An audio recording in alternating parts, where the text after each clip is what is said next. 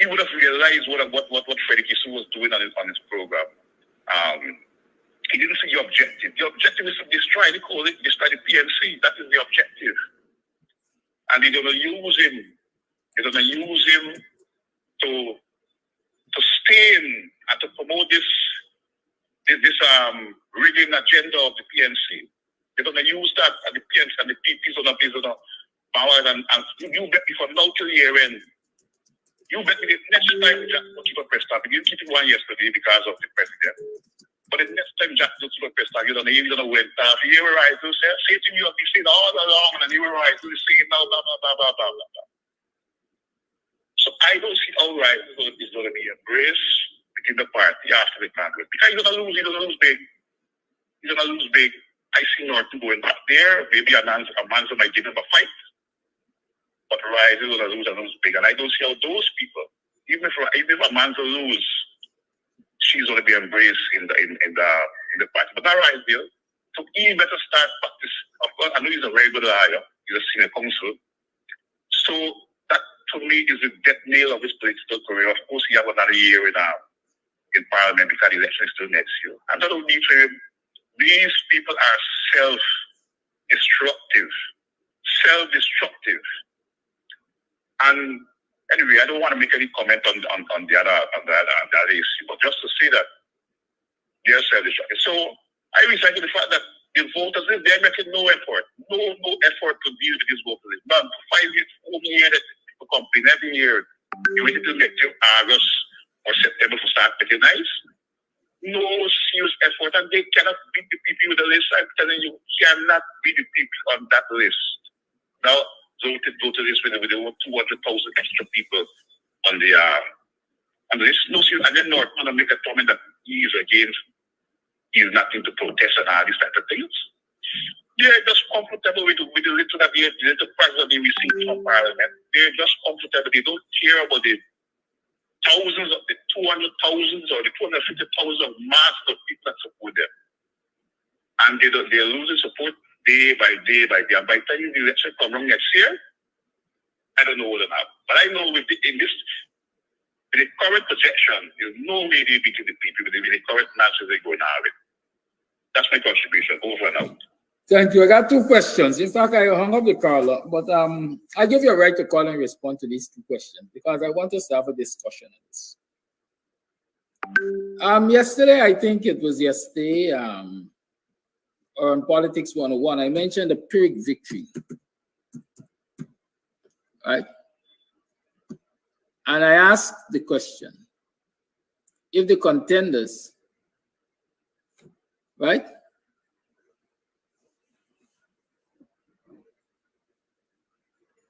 have stopped to ask themselves, win, lose, or draw, what will they be leading? That is what I asked, right? I did ask that question. A Pyrrhic victory, according to Merriam-Webster, for simplicity, it's a victory that is not worth winning because so much is lost to achieve it. Good? There's a story behind this definition. We're not going to talk about that story and all of that. It was about 2 nations at war and they cost human lives. That one of them invested, let me see, to win the war. As we like to say, you win the war, but you lost the battle. Things like that. The contenders for internal leadership of the PNC are going so hard at each other that when Congress is over next week or whenever, all of them will be so battered and bruised, and the people in all of the camps will be so battered and bruised that I personally doubt whether they will recuperate in time for election morning. Right?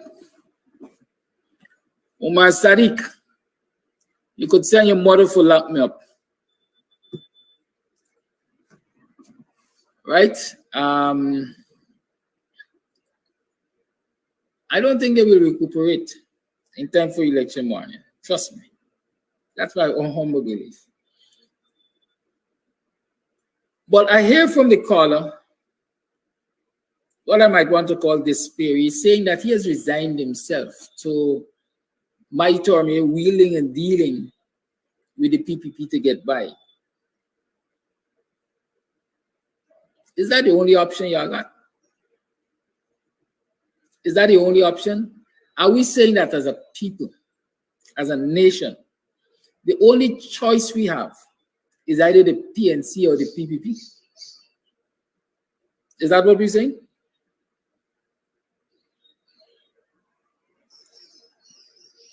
Everybody complains about small party. No, WPA, man, WPA has a small party. They can win the election. How did PNC become a big party? How did PNC become a big party? How did the PPP become a big party? How did the AFC go to get national recognition? It takes people. It takes support. It takes resources. PNC is a big party, but every day I hear, kudos to WPA, Dr. Hines and Kidaki Amsterdam and the rest, Takumo Gonsi and the rest of the WPA, and they're really representing me. Is that lip service? Do you sincerely believe that the people from the WPA are representing you? Do you believe that they're fighting for you? Have they exhibited that by word? Well, y'all wouldn't know the thoughts, but let me say thoughts and deed. Have you seen that? Based on what I'm hearing and what I've been seeing, I am of the opinion that you've seen that and you believe that. And so if you see and believe that, then there's a simple thing to do. You have to recognize who serves your best interest and put your energy there. Put your energy there. I am saying, I've always been saying to you, I don't care who runs this country so long as we get good governance. And if you're seeing such nasty infighting dog fights going on among the people who are supposed to be representing you, the majority of you, and you've concluded that they are a set of selfish brats, then all you have to do is pull the rug from under their feet. Be a gambler. Caller, listen, there's big people I just deal with. I don't always stay in this mood. Sorry. If you want to listen to your background program, please listen. But once you call the program, please mute your microphone. As a human being, I got to think.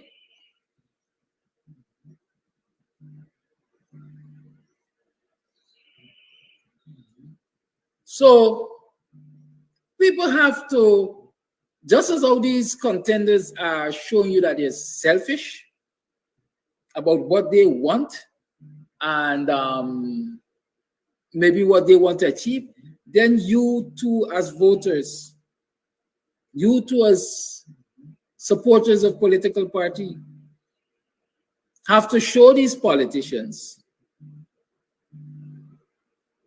what you want and what you believe is in your best interest. I'll tell you a story, and I'll tell you this story. This week I'm risking a lot of flack because, like I say, I speak for rain and I speak for sun. And who want to come at me, let it come at me. I really don't care because I know what I stand for. I've heard on this program so many times that the WPA, accusations of the WPA causing the PNC to lose power because the WPA was fighting the PNC and the WPA was splitting, quote unquote, black people vote. And with those accusations, it's natural that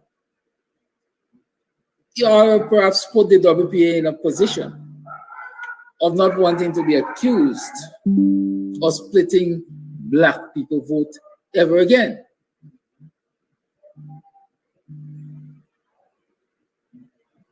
And so when that happens, you find that people are, what should I say, tentative, skeptical, very cautious about going down certain roads. Like, for example, WPA going to the elections alone. Because we have your interests at heart, we want to remove the PNC. I sit here every day and I say, I don't believe anybody, I mean, we want to remove the PPP. I sit here and I say, unless you have a coalition going into the elections, I don't think it's an easy task to remove the PPP. But if you have a group of people who you're looking to lead the coalition or to be a main player in the coalition, behaving like spoiled children, if I can get it, I'm going to block it up, then shouldn't you pull the mat from under their feet? Listen, we are fed up, we are tired, we are not going to encourage this damn thing. We're going to show all we support behind WPA. So here what happened? We ain't splitting the black people vote. We're voting as a block with and for the WPA. Don't tell me that your only option is the PNC, and if the PNC dysfunctional, you got to deal and wheel with the PPP. No, you have options. Exercise your options. That's what I want to say to you this morning. Exercise your options. You see it. What people say, I look for, where you see daytime, not a juggling for look for my night. It is right in front of you. When this leadership battle is finished in the PNC, Wisdale Ford, Aubrey Norton, Vanessa Kisoon, Sharma Solomon, a whole host of people who are currently seen as prominent leaders in the PNC and nationally will have to go quietly into a corner and rest themselves. Like the caller said, the political career over.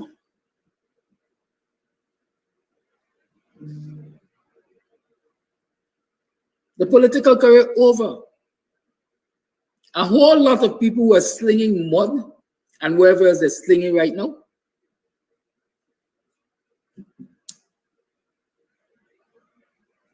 After these internal elections,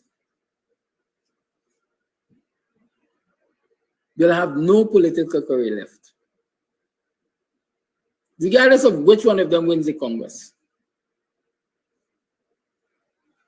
Regardless of which one of them wins the Congress. I got my own analyses in my head. Anybody who wins is likely to further fragment the party.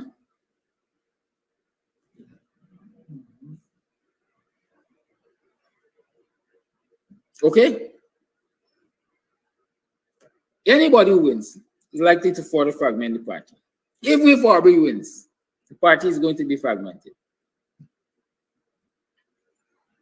And if Aubrey wins and chooses to be the electoral candidate, the amount of mud that his comrades in the PPP and his comrades in the PNC showed him would be enough mud for the PPP to take and bury him.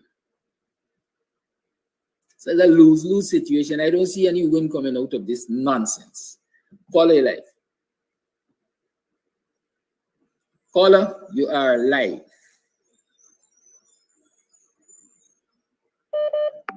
Caller, you live. Caller, you live.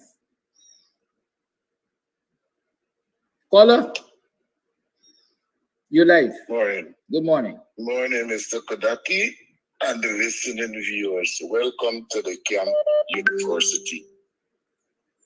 My thing this morning, first and foremost, if Risedale could sit with those acolytes from the PPP camp, is a no-no. He nailed his own nail in his coffin. All of them got the same dogmatic mind.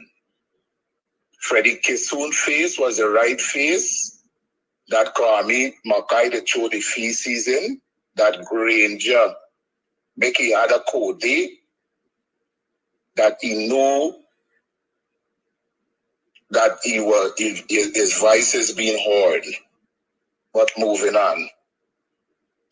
Risedale wear a dark shade just like the donkey that does pull the cart on the road, which means that he can't see far in his nose. Caller. Yes. And we got enough mud slinging. I ain't want you mud slinging. Deal with an issue, don't sling mud. I ain't here. All right. Speak to the issue, not the person. Speak to the issue, please. Right. And anybody else calling, please do that. Go ahead. My final words, I wish to get through the assassination of Mr. Abinat. You have a blessed day. Thank you, caller. Caller, you're live. Caller, good morning, you're live. Yeah, blessed good morning, Mr. Kodaki, and those who are in and out with diaspora. To the AP and you, I want to say to all of my brothers and sisters in this entire country in and out. You know, I warned them that these couple of days are coming before the election. And it's amazing when you're playing a game of football. If a member of the football, they're right in front of the enemy goal to score, turn back for make a little beat and a little pass, and then take the ball, go back, tail back to the own goal, and when they're done, they kick the ball in the goal, and they score against themselves. It's something like that what is going on against this APNU right now. And I want to warn these members, what is sent your labor, a labor day, week, month, sun and rain, and then your labor come into vain. What sense does it make? What is the most important thing? Is the nation, is the nation future your generation, is the ancestors, is the African, is the Guyanese population. What is really at stake? What you are out for? I am not saying righteousness must not take its way. Righteousness always have to take its course. But God is the heir of righteousness. And with God and righteousness, that's how it take its course. Not self-righteousness. Not people trying to please selfishness. You know, I want to share a little short story. And this it was on Geographic, a short while back. Where one set of antelope was going eating nice grass. All the rest animals were grazing. Some lion was under a tree grazing. They were all sleeping, you know, sleeping and them things. But this antelope was so far away, and they were there. Two of them were so excited and become excited over the green lustful grass, and they run and play, and then they have a little scuffle. The two of them begin to fight. Somebody else run in, try to part. They didn't allow them to separate them. They continue licking one on the head, and the lions them watching all the time. The lions them begin to get a little disturbed, get up. The fight was still going down a distance. The lion, the razor, like around, there was a thing about going nowhere. But then the lion, they walk slowly like spectators. They look like spectators. When they think the lion them was going to see who will win the fight, the lion was going to see who they could get for eat. The lion, they want to eat one, you know. The lion, them go and catch all two them. When the chase begin, both of those antelope, the pack run away. The two of them become so weak that none could run for the whole, save the whole life. That's what's going on in the APN, you know. When y'all begin to clash against each other, the enemy lie them still and watching y'all. They're going to leave y'all to pull up y'all in the tree to attack each other, and in the end, they're going to devour all of y'all. If this PPP stay in there one more 5 years, it don't make sense. It don't make sense, especially with the African race. I see no way up. It's bare pessimistic behavior from one. I don't know what is the purpose of our leaders. What is the purpose of the APNU? However, Mr. Kadaki, God bless your program. If they don't get their act together, if they don't get their behind together and allow God to make its way, allow his way, I am telling you, Guyana done with, it's over. All because of the leaders that we have out there, not because of the PPP government, but because of the so-called leaders that we have that is self-righteous. God bless this country, Guyanese, stand up for righteousness. We're going to get there by the grace of God. That Mr. Combs over years was sowing a seed is real evil. Allow God's word to take its course. Allow things to unfold in God's time and God's way. Guyanese have a blessed day. We're going to get there by the grace of God. I respect all my brothers and sisters, but whatsoever be the end, to God be the glory. The righteous mind and heart of Guyanese are not going to be undiagnosed and serve God. You know, God, everything works for good for those that serve God. Okay, have a blessed day, Guyana. Mr. Kadaki, God bless the program. And God bless you.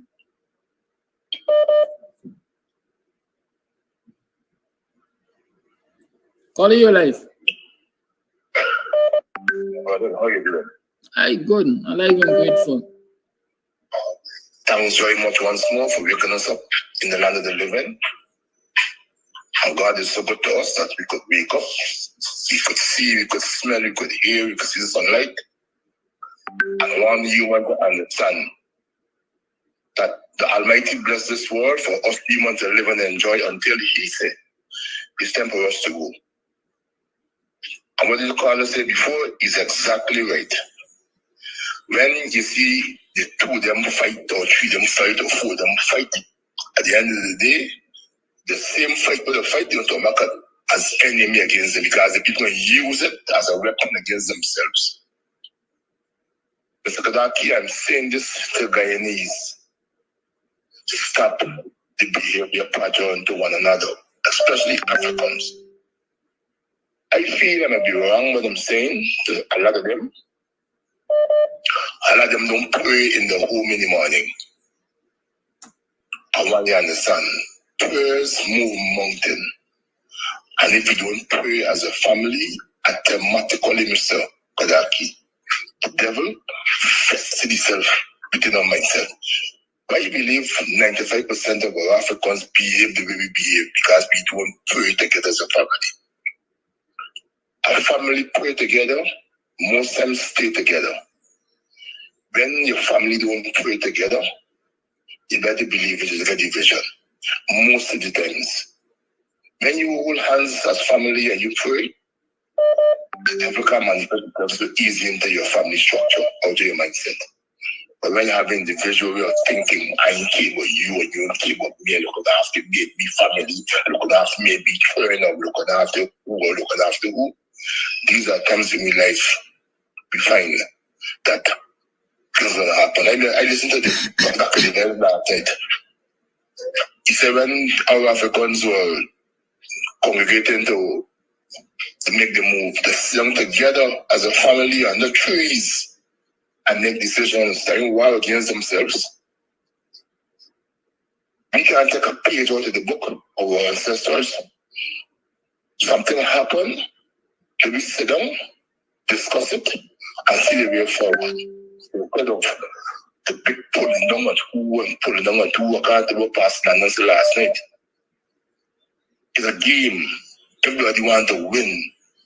But how you want to win? By the hooks or the crooks? And they come because of power. I want you to understand that no matter how much power you got, you can't live forever. It's not what you do it, Mr. Gadaki. It's why you do it. Reason for doing that way you can gain at the end of the day. So Guyanese of African descent, I want we understand, or African and Guyanese descent, I want we understand. The masters is laughing at us right now, which is the people. They're laughing at you right now. And if we can react together, in no way. However, Mr. Ford, Mr. Abby Norton, Mr. Amanzo, Guyanese, PNC supporters, get your act together and stop this foolishness you're going with. Morning, neighbor, morning. Are you morning? Morning, how are you? It's 19 minutes today. The clock always 24th of June in the year 2024. Welcome to another program of Guyanese Morning Time. It's Monday. It's another Monday. You had a weekend. How was your weekend? How did you pass your weekend? You rested and recuperated well? You made some extra money? Use that skill that you have to empower yourself? What did you do? You all tell me. I'm waiting for the answers, but let's take a call to start this program. Hello, good morning. Those of good you... morning. Go ahead, call. Good morning, Mr. Kadaki. Good morning. You know, I'm listening to this program and looking since this problem began with Mr. Norton and the guard. What is the team who are Caller. calling all the women organizations Caller. that is in this country? Caller. Caller. Caller. Let me advise you that I've said since last week, I'm not going to be discussing that issue on this program. No, it's not the issue. What Okay, I'm saying is go ahead that then. the woman organization All right, to then. Mrs. Norton White. What is that they doing to her? And her children. Caller. What is that they doing to her? Caller. Why they not speaking for her side? Caller. Yeah. You are discussing that very issue. Okay, Because okay, on the flip side, I will ask, what are the organizations doing for the person who accuses Mr. Norton of the Okay, same Mr. Kadaki. issue you want to discuss? Thank you very Okay, much. you take it. Have a good day. Thanks. Let's agree to You disagree. too. Good. You too. Let me tell y'all something. I mean, all right, let me say this. I got a lot of private messages last week, Friday. Having chosen to not discuss this issue. Long and short, a lot of people take this and pass me. Right? But I believe in democracy. I allow people to have the say for the greater part. Those people who inbox me privately and accuse me of all manner of things, you know yourselves. Some of you practically wanted to sling mud at me too. Right? I got double standard and bias and so on and so forth. Let me tell you this. There can be no good. There will be no good discussing that issue on CAMS TV. As a matter of fact, there will be no good discussing it on Benchcap Radio, credible sources. There could be no good in having a public discourse on that particular issue. Everybody will have their own opinions. Tempers will flare. Harsh words will be said. Nobody wins. Nobody wins. I've said it on Dr. Heinz's program last week, and I'm going to repeat it. Allegations of sexual misconduct are very serious allegations. The victim, in such cases, and I'm speaking generally, the victim in such cases have a responsibility to report such misbehaviors to the authorities if they feel they have been violated. I can't put a timeline to when people should report or when they shouldn't report. All I'm saying is that they have a responsibility, a duty to themselves. If they feel that they've been violated, to take the necessary actions, the actions they consider adequate to bring them satisfaction or to address the injustice. I can't bring anybody justice here discussing those allegations. I can't. You cannot. What a discussion of that issue in particular on this program will lead to is a set of mudslinging. We have had enough mudslinging. I have my opinion. You have your opinion.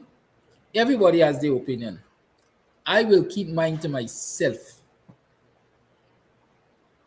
If you choose to have a discussion on it, discuss it in your circles. Just respect my program. Respect my role as the moderator, the host of this program. Respect my judgment.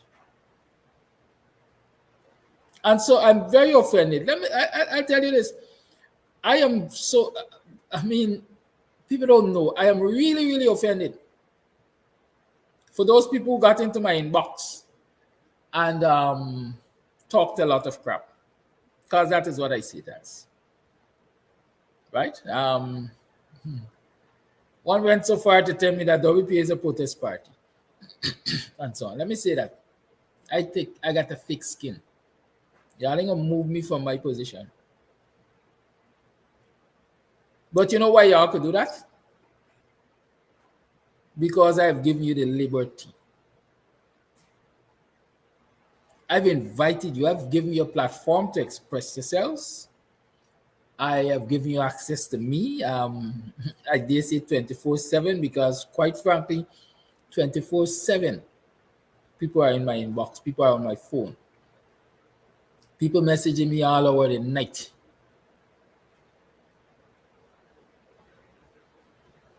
No respect for boundaries.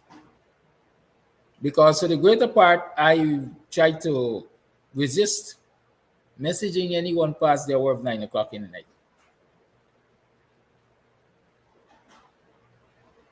right?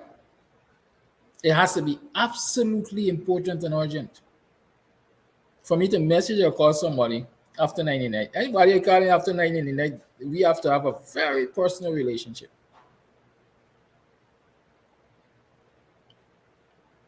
But I have given you that access to me. I believe as a community activist, I believe as a quote unquote leader in the Guyanese community. People want to have my ears, and I've given you the access. You have a responsibility. Everybody has rights and everybody has responsibility. You have a responsibility to respect boundaries. You're not children, you're adults. And I want to dare argue that you're right thinking adults. You got sense. You're big, but you ain't stupid.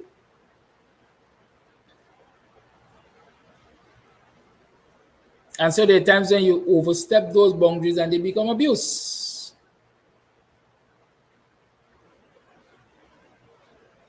And so I feel abused. I feel disrespected. There are many other adjectives I can put it.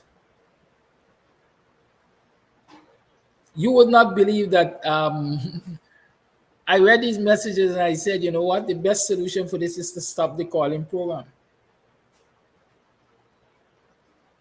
Stop taking calls. Stop taking people's messages. But will that help? No, I don't necessarily think it will help. Because this program in particular aims to teach, empower, and encourage empowerment. It aims to hold the government accountable. It aims to highlight the ills of this society. I alone do not know what the ills of this society are. Many of you out there have first-hand information because you're up close and personal to many of the issues. And so you can better relate to the public what is happening in your neck of the woods. And so the calling very well will suit you. That doesn't mean every morning you have to call to comment on everything that somebody says. It's not a right, it's a privilege you've been given.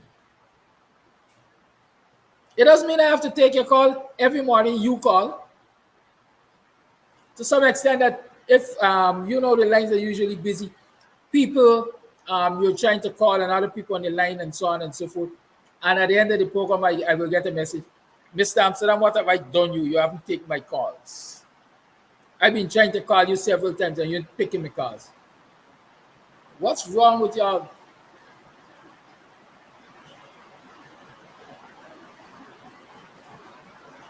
That is why there's some people in the public sphere that will never publish their telephone number. They will never publish their contact information. They will never take your calls. They will never return your calls. And then you call them snob. They're snobbish. Sometimes it's not snobbish. The people just realize that they got to protect their sanity.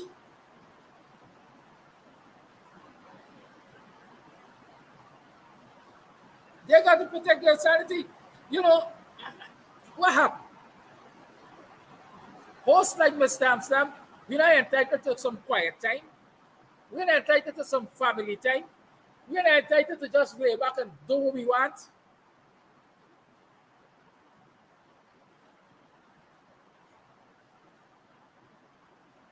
Ordinarily, I would not have addressed this issue, but you have brought me here. So let's deal with it as big people. Right?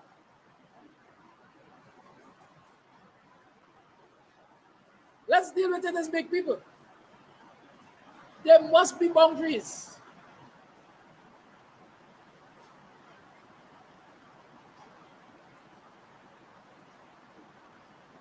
People believe.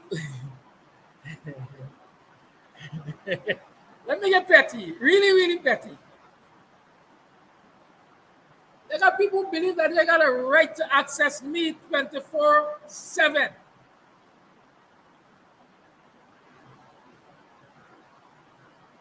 And some of those people have never contributed a dime, not a copper, a shilling, a cent to the upkeep of this program. And sometimes I ask myself, wow, imagine if this person were a financial contributor to this program. They would have owned me.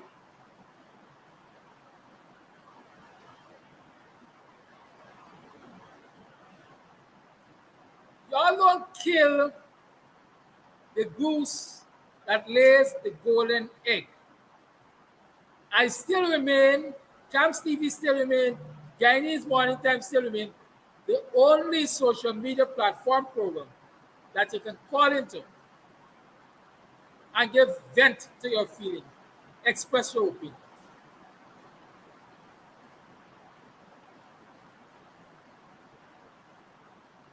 Please, let's respect that.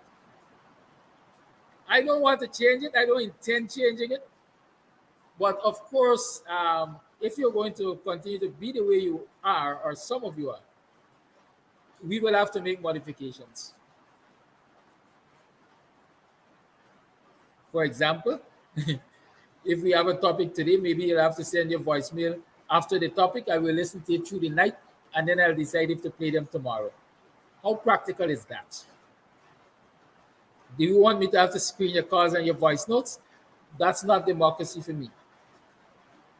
That's not freedom of expression for me. But while you have freedom of expression, I dare say to you that you also have a responsibility to ensure that as you express yourself, you do not put the host of the program nor yourself at risk. Right? You have that responsibility. You have a responsibility to yourself, first and foremost. And then you have a responsibility to the host and the program.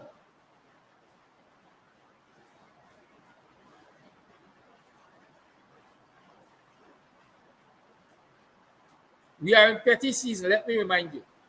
We are in very petty season. The PPP is on the ropes. The PPP got flailing arms, they're throwing punches, but like then getting off the ropes, they're going to be desperate.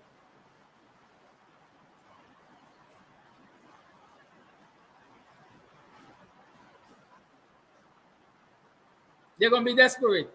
Listen, Ramesh Ramcharan, don't come here and call anybody thug. I ain't got time for you this morning. Go somewhere and call somebody else thug. I don't have thugs on my program. I will first delete your comment. And if you continue to be disrespectful to my viewers, I know what I will do. I will just block you. Goodbye to that comment. I ain't got thug on this program. We got a thug in the National Assembly named Kwame McCoy. That's a thug. I ain't seen nobody on this program physically, allegedly physically attack any woman in the National Assembly. The media is full of examples of how thuggish Kwame McCoy is. So look for thug elsewhere. Don't come here with it. Good? So you have a right, or you have a freedom, you have a privilege. Treasure it, embrace it, but also remember you have a responsibility. And if you are irresponsible, you put yourself at risk, you put the host of the program at risk, and you put the program itself at risk. And then you put the entire task that we are all engaged in at risk of failure. Because the bigger task between all of us, before all of us, is to hold the PPP accountable, hold government accountable. I know that I said government because hear me. If tomorrow the government changes, I'll be right here on Guyanese Morning Time. You know, sometimes I imagine myself as a minister of government hosting a morning program even if it's just once a week, for people to be able to tell me what is wrong with the government that I'm serving? Yeah. Because I think it's a right of people to communicate with the government. Sometimes I also imagine myself as saying, listen, the only time somebody needs to come to me as a minister in my office is if they have a serious complaint against my staff. Because I envision myself as a kind of public servant, the kind of minister, the kind of politician who will hold my staff to high standards. And so they got to produce, let me use Bonham phrase, they got to produce or perish. So if you're not producing in keeping with your contract of service, your social contract, whatever it is, your job description, whatever, you will be held responsible. And so I don't believe I will have to have people running into my office, minister this, minister that, minister the other. No, I expect that all matters of the public interest will be dealt with expeditiously, ethically, at the desk of the officers who are responsible for those things. So anybody having reason to come into my office in relation to business that they're transacting in my ministry, you got to get good grounds. And whoever caused that to happen because they're not doing the job, they're going to answer for it. That is what I talk about, ethical leadership. And let me explain this. The minute everybody has to run to a minister or permanent secretary or some higher up in relation to business that they want to transact with the ministry, is the moment we expose that person to charges of bribery and unethical behavior. It is the moment that person exposes his or herself to charges of bribery and unethical behavior.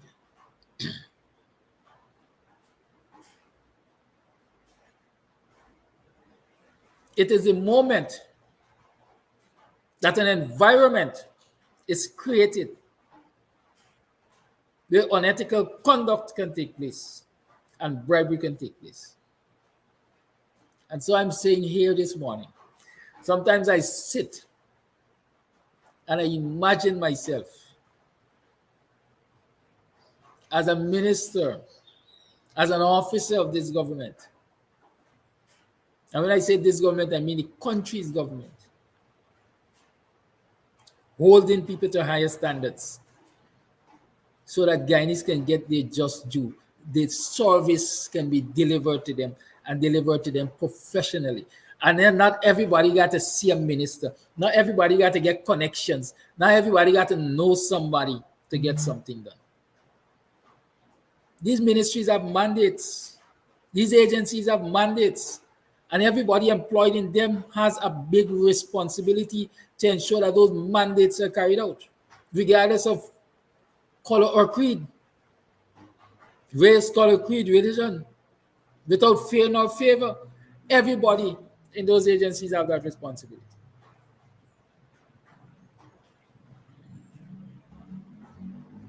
I'm a citizen. I just pay tax. Yes, you're a citizen, you pay taxes. Does that give you a right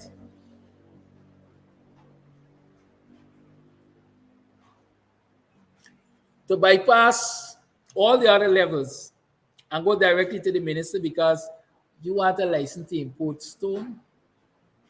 There's a procedure.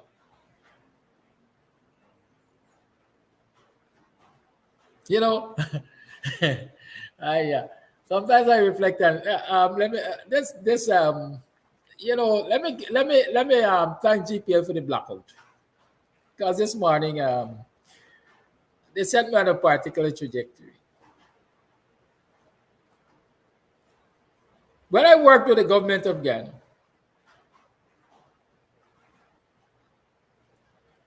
I covered extensively the Ministry of Agriculture as an information officer, right? Communication officer, they said. And so I had frequent interaction with all levels of staff at the Ministry of Agriculture, NDIA, and all of that. And I know people who were into a certain line of business that, if licensed, could have, would have been successful, because unlicensed, they were making a success out of it. But of course, they had the legal challenges. And I was approached on several occasions by several people. Hey, Mr. Amsterdam, listen, I know you are the ear of this person. In order to legalize this business, we want a license. If you talk to that person, if you could make this happen, you're going to get a percentage of the business. Just as we're importing for ourselves, we're going to import for you. We're going to help you find market and stuff like that. You find them and you ask them. My response has always been, there is a procedure. I can advise you on the procedure. I will not get involved in that. I will not get involved in that. On the other side, you ask anybody, I'll tell you a story just now. You ask anybody about me dealing with public officials, even while I worked with the government of Ghana. I've never sought to jump a line, skip a queue, and go direct to anybody for any favors. And so I said I'll tell you a story about that.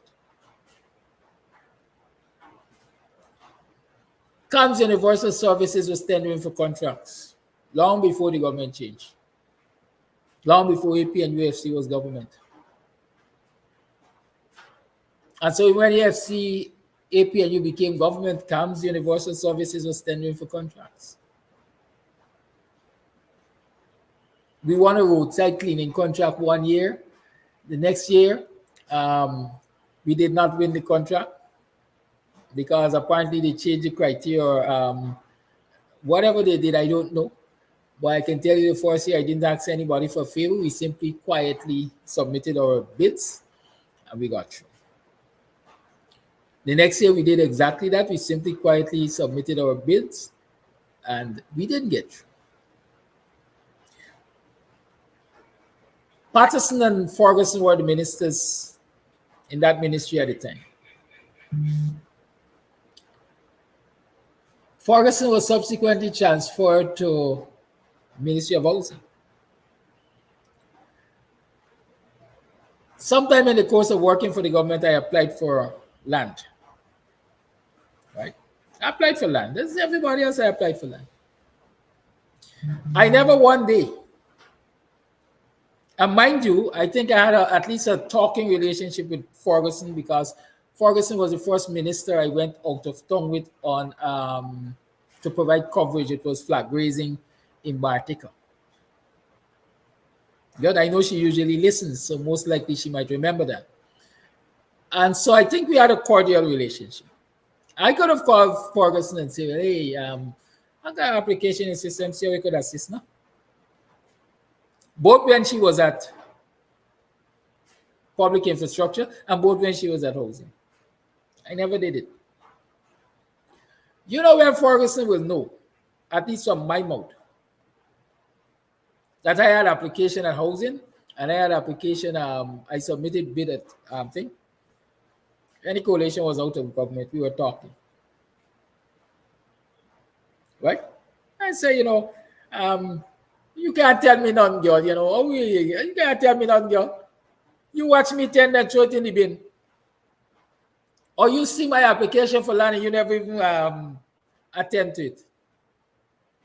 And then she was, as I would say, all in all, Kadaki, you used to tender? You apply? Why you never call me? Because it's not the right way. It's not the right thing to do. Procedures, I respect procedures. And I will encourage citizens respect procedures and hold people's feet to the fire.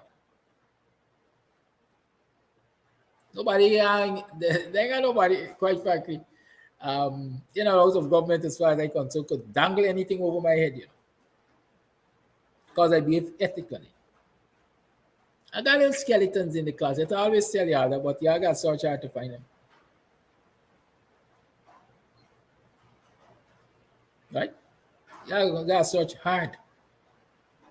Because they're so minuscule. They really make much difference. I don't see how they will affect me this way or that way. Good? We have to demand a different quality of leadership from our people. And even as we demand a different quality of leadership, we have to behave differently. Call your life. Good morning, Mr. Kadaki. This is calling time. Yeah, go right ahead. I answered you. like credit done there, right? Credit alone done. Right? Y'all call me using the WhatsApp. It's on the screen. The lines are open. My intention was to open the lines earlier. Because GPL just upset the whole citation for this morning. Again, all of us have a responsibility, and not only to ourselves, but to the nation. Why, for example, we're spending millions of dollars monthly, US dollars, for this powerboat. Would you say that you have seen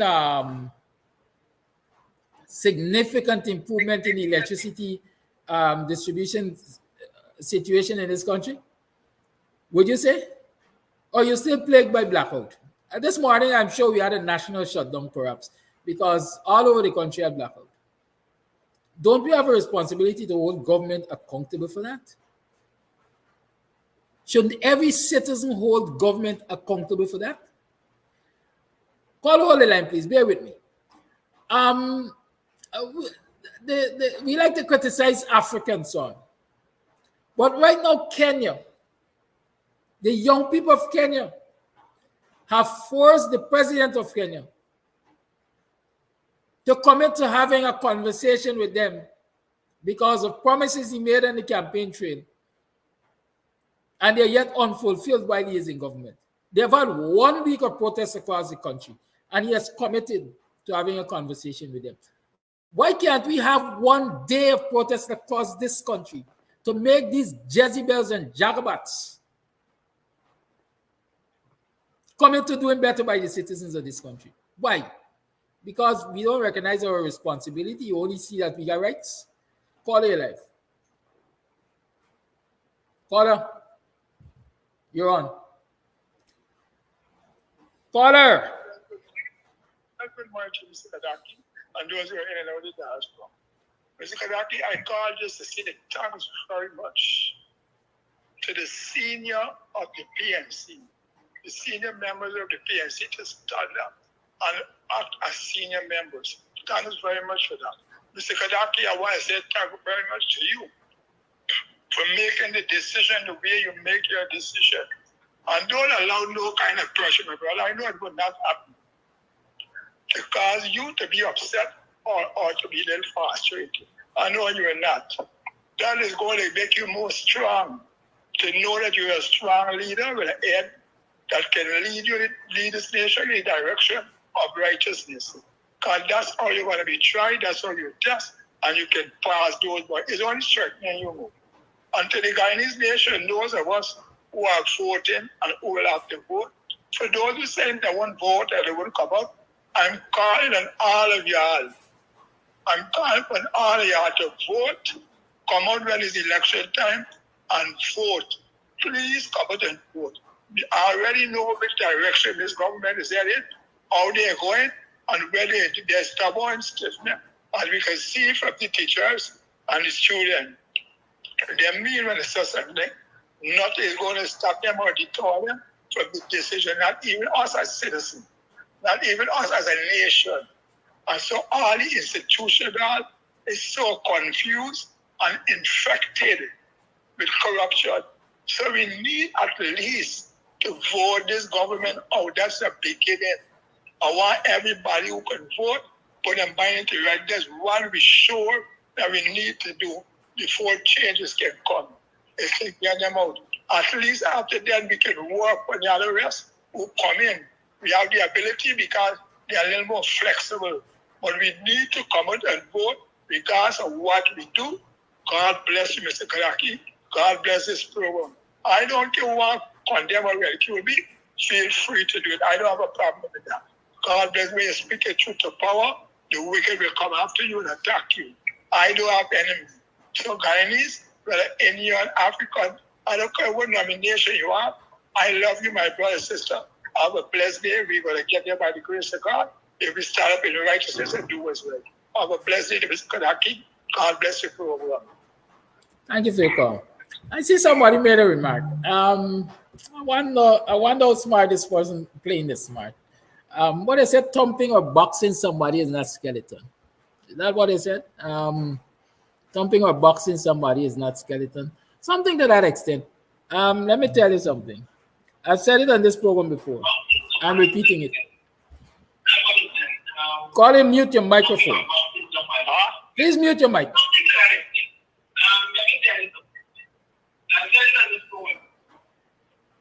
Thank you. Morning, Mr. Amsterdam. Go ahead, caller. Go right ahead. Morning to all my African brothers and sisters in Guyana and the rest of the world. These politicians, and especially in the APNU right now, have damaged their face, battered their face. I am giving them a recommendation now. The only thing to save the face now is to inbox the AFC and put up Nigel Youths as the presidential candidate because they are destroying themselves, self-destruction. And to save them, we have to do something very fast. Thank you. Thank you for your call. I think Nigel Hughes will be a fine president for this country. I also think David Hines will be a fine president for this country. I think I'll be an exceptional president for this country. So, as I say, don't think you're throwing your hats alone in the ring. My hat could be thrown into the ring because God not bite me. Caller Live, good morning. Caller, you're on. Hello. Hello. Good morning. Yeah, good morning. Can you hear me? Yes, we can. This is Flash Garden. To the last caller, this is the problem why we suffer in Guyana. This is the problem why we are suffering Guyana. If a guy comes from Barbados or Trinidad and St. Vincent, I running and I would say, Guyanese people out of misery. And they would say, yeah, we got to do. When you mention Nigel Hughes, my brother, be careful. We already have a leader. Moses killed, because of the word of God. Moses killed and God still used him. Listen to me again. Let me go to international. Donald Trump used a word and said, as long as you get money, you could grabble young your private parts and you wouldn't get jail and arrest and he still become president. Bill Clinton was in Guyana lately and Guyanese sit around him and all them things there. And when he win the second time, he was caught in doing sexual activities in the White House, in the office. And when he won the second time, black Guyanese vote for him. White, Spanish, name them, and put him back in office. Why? Because he was doing a good job and then given a chance to complete a big job. What's wrong with this? Nigel Hughes belongs to AFC. Nigel Hughes talked it last night. that he is there to repay back because a lot of voters leave because of what? Let me say this here. Because of what Flash Garden keep banging and banging. He is there to bring back you guys there when that party destroyed up to now black people in Guyana. What's wrong with we? You guys remember Jim Jones' story? Y'all love Jim Jones going all them black neighborhood in America and get black people who was going to them church for 10, 15 years and I run with Jim Jones and say Guyana get what? Paradise. When Flash Garden leave to Guyana and go to America, if Guyana be get paradise, we will never leave. That is why all of them that dead. Why we jumping? We waited because now you said what? We have to be careful. I'm saying say, and I don't care who made the Flash Garden. Nigel Hughes is being used by Ramdatan. Ramdatan know that Flash Garden always talk the thing that he did, Ian Charadas, make people Nigel Hughes. Nigel Hughes was there before. He talked a lot of things last night. And he had a chance to do it when AFC win with coalition, but he leave. Why did not stay and represent his black brothers and sisters to an all Guyanese? We must not get jumped on bandwagon and nice. Don't disrespect Ardy Norton, my brother. Don't do that. Caller. Yes. Why they ask for people not to disrespect Ardy Norton? I'm asking you not to disrespect Nigel Hughes. Because I'll say to you, Nigel Hughes is an adult African male, educated and smart, who can make his own choices. And I think it's disrespectful to even suggest that Nigel Hughes is allowing himself to be used by Comrade Ramjatan in this instance. Don't do it. Don't. You may proceed. Yes, but this is where I get trouble. He leave AFC. He leave coalition. And I believe that there was a time coalition we need him to draft and change the constitution. That all Guyanese could be better off today. That is my problem with him. He leave.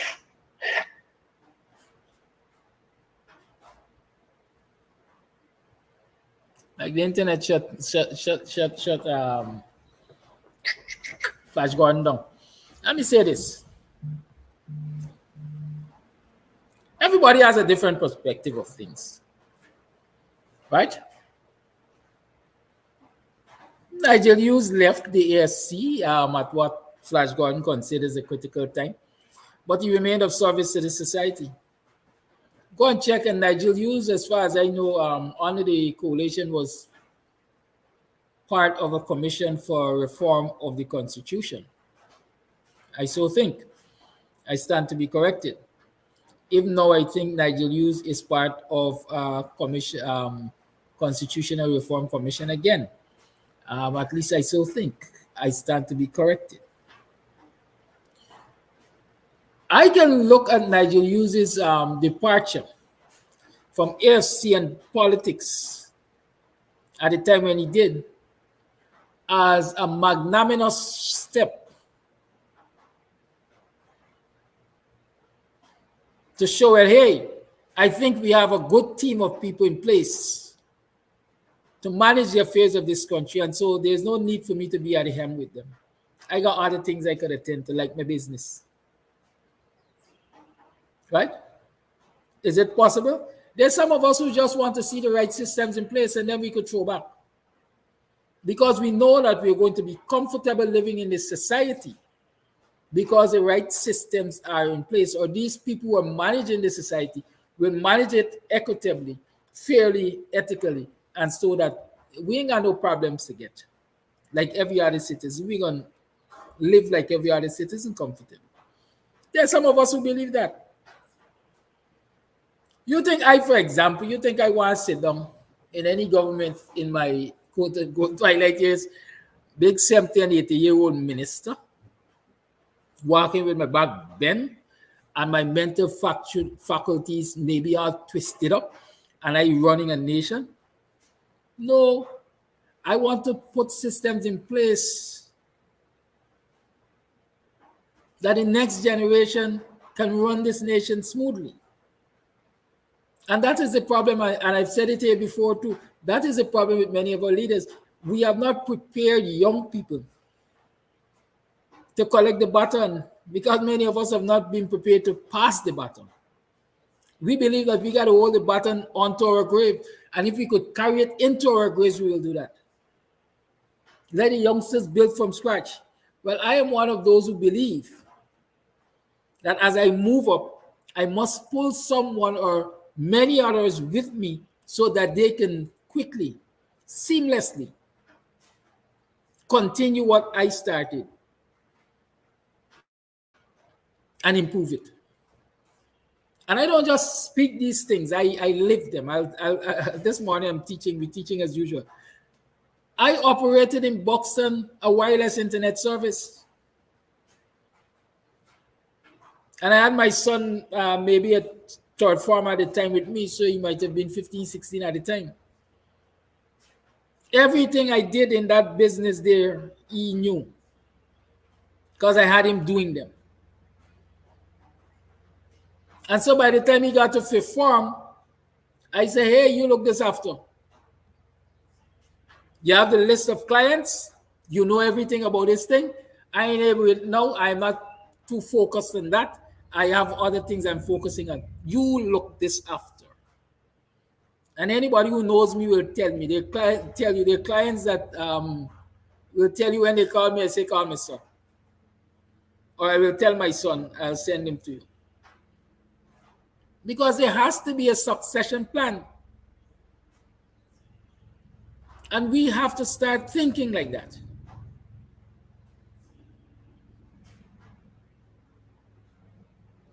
So, not because some of us are in the forefront fighting and making sacrifices or changes, you all believe that as we want to sit down and enjoy the sweet. You can sit outside and enjoy the sweet that the changes in society brings. I don't necessarily want to sit in any government job, ministry, political appointment, whatever you want to call it, until I am 80 and 90 and back bending. My feet can hardly carry me. I am utilizing so much more of the state's resources to keep me in office.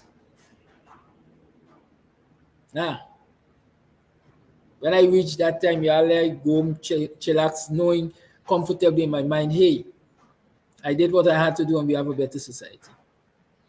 So could we view Nigeria's departure from politics at that time as that kind of thinking? We have a good team. We have a good enough team. I trust this team to do good by the citizens of this country, of which I am one. And so I will go focus on my own private personal development. And so can we see now the return of Nigel Hughes to the ASC or to quote-unquote partisan politics as in responding to a need, to the existence of a need? I think there's a need. I think there's a big need right now for the likes of Nigel Hughes. And so I'm happy that he has returned to the AFC. I don't know what your interpretations are. I see a big need for David Hines to say to this nation, I'm ready and willing to be president. I see a big need for that. I see a need for those who are worthy to step forward and say, here I am to serve you. Do what you will with me. You dictate where I should go. I see a need for that. But citizens have to be very proactive.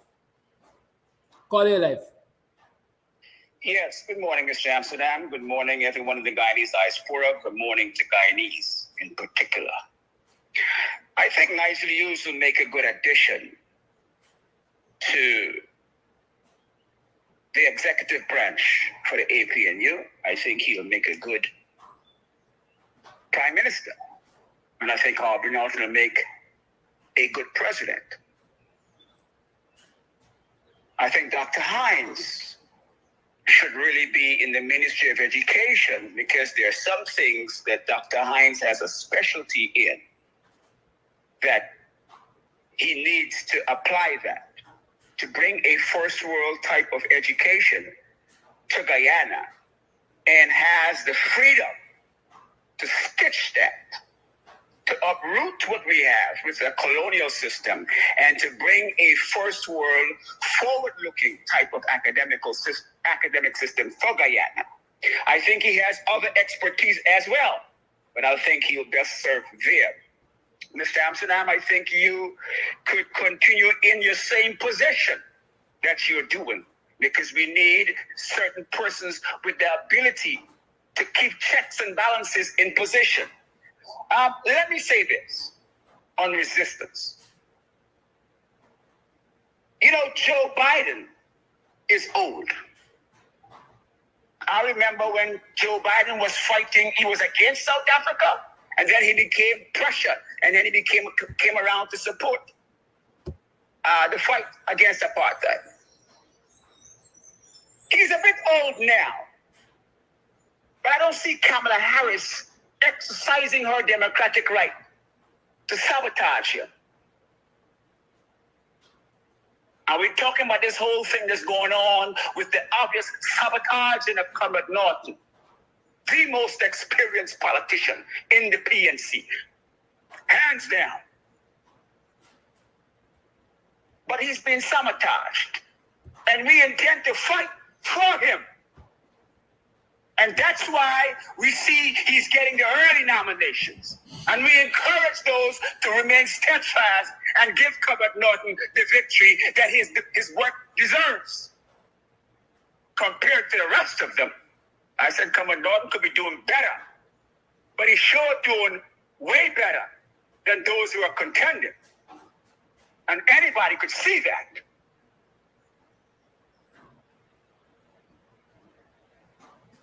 Janet Jagan did a lot of what she did.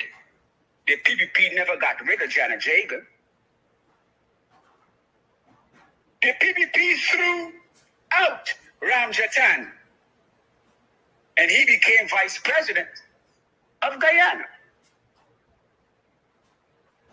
Versus what the people are trying to do to Comrade Norton. So we got to be very careful that people give us an agenda. And because they know how we crab like in a barrel, and we run with the agenda because of our nature, not necessarily the facts, because the facts are still missing on Comrade Norton's accusations. They're missing. You remember rape in the parliament? I remember 2 women having rape in the parliament. Video evidence. One of them now is in charge of parliamentary affairs. They holler rape. Evidently rape ain't rape. Or evidently when people holler rape in parliament and the camera on them, they ain't getting charged. They ain't getting investigated. But black people, it appears, African Guyanese, because of our nature, people could give us something and we feed into it. Didn't prayer manager and holler rape as well? Talk back to me. But we got a rope hanging from the clock for Aubrey Norton. Where's prayer manager's rope? Where was her rope? I don't advocate a rope for her. I said, where is her rope? Where's the rope for Ram Jatan? I don't advocate a rope for Ram Jatan. But we made him vice president. We made him national security advisor. But black people, African Guyanese, you must ridicule and applaud others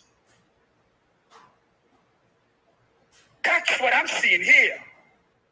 And I don't know how people arrive at the position they have arrived absent the evidence. This is nothing but a witch hunt. And we ain't going for it. We ain't going for the Order 60.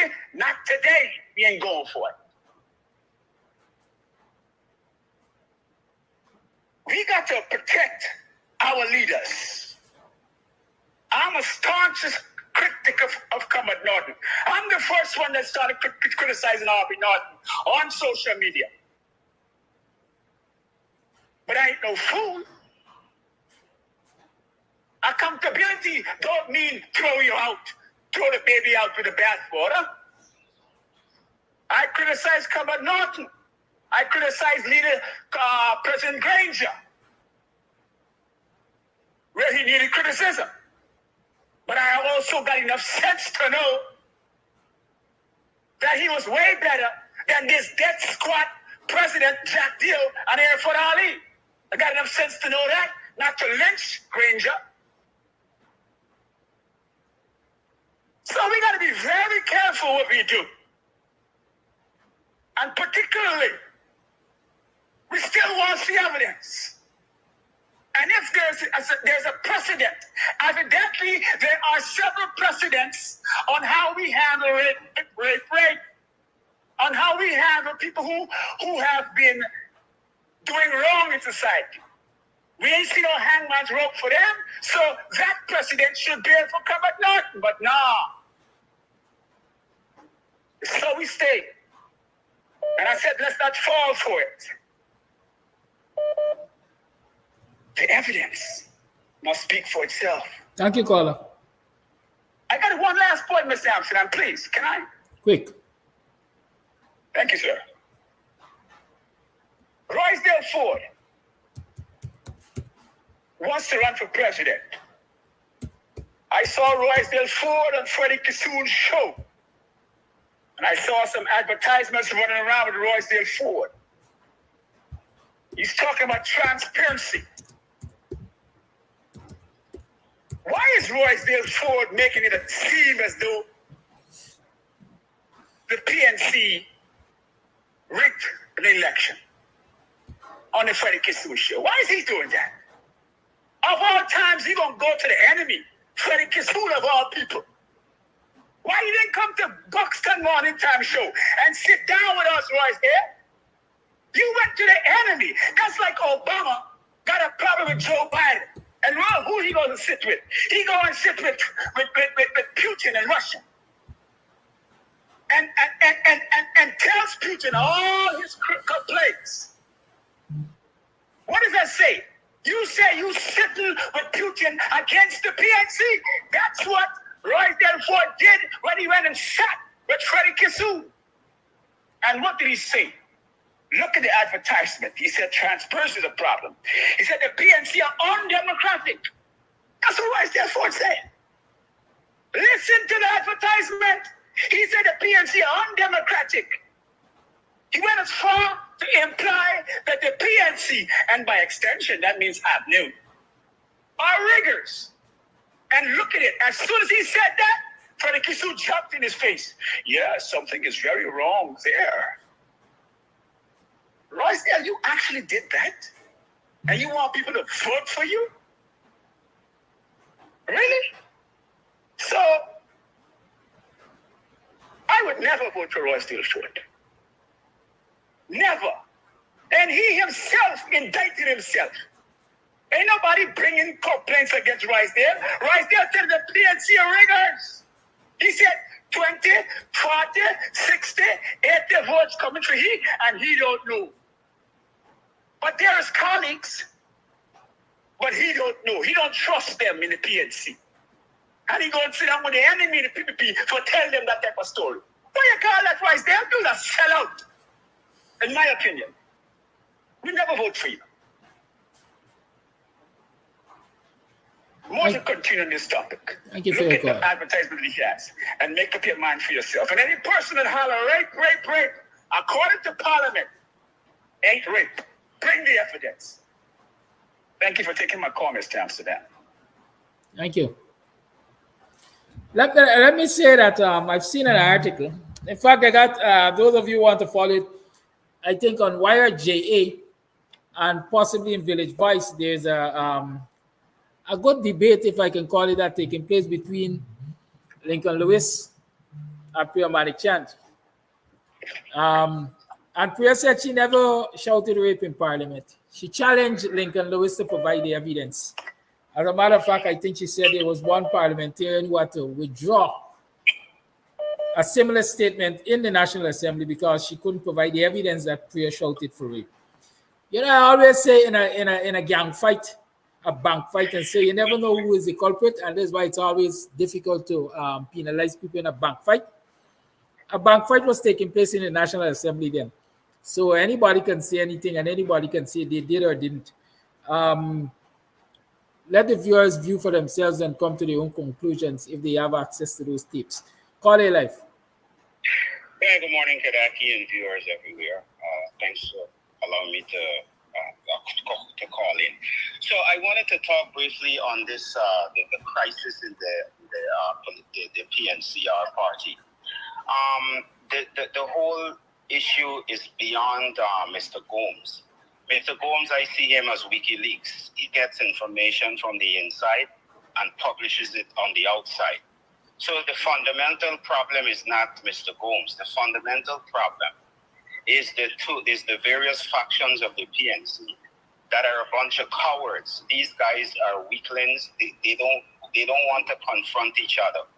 Norton would not confront the people who he claimed to be undermining him. And those persons would not confront Norton personally on issues that affect them.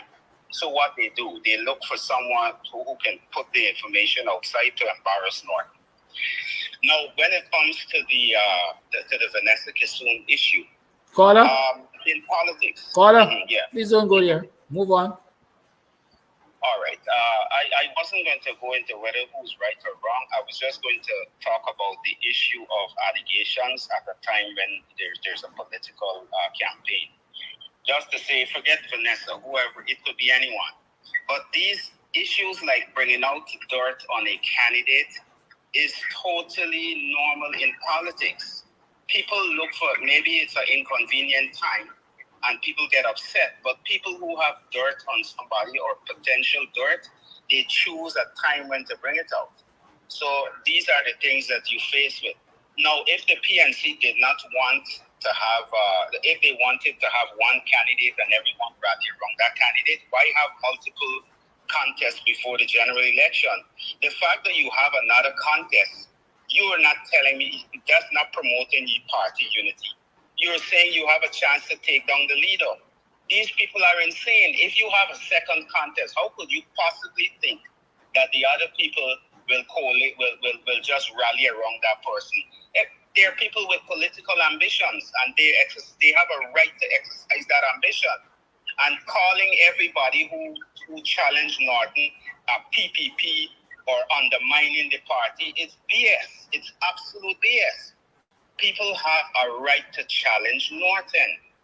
Now, when the contest is totally over and the dust is settled, we expect that all parties will come together. We expect Norton to exercise, if he's the winner, exercise some leadership, reach over, put the olive branch over and say, listen, we had a tough contest. We went in places we hope we didn't go. We said things we wish we could have taken back. But we have a common enemy in the PPP. Let's unite the party and fight for the PPP. I don't like Norton because I think he's a weak candidate. But if Norton is selected as the winner, I support Norton. That's how politics work. But going around trying to call everybody who oppose Norton, somehow this person is a PPP or they are backstabber, it's nonsense. Norton has not confronted the people in his party. He has failed to confront the Harmon faction, and he's reaping. The chickens have come home to roost. The PNC has a fundamental problem. They have leaders and people in office that would not confront each other personally, but going behind the scenes and throwing things out there.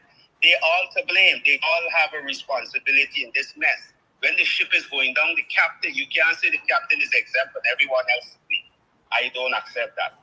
The head of the captain, the buck always stops with the leader. Remember that. The buck always stops with the leader.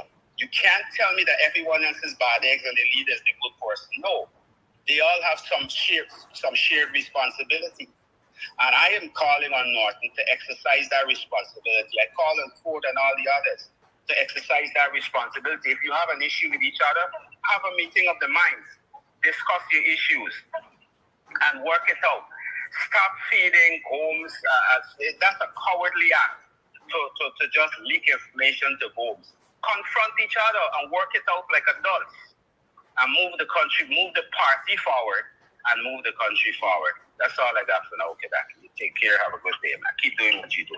Thank you for your call. I see some, I don't know, Sital, I don't understand what you're saying. You're challenging me to block you or you're saying I block you? I think it's a challenge you're giving me because here, if I block you, you can't comment.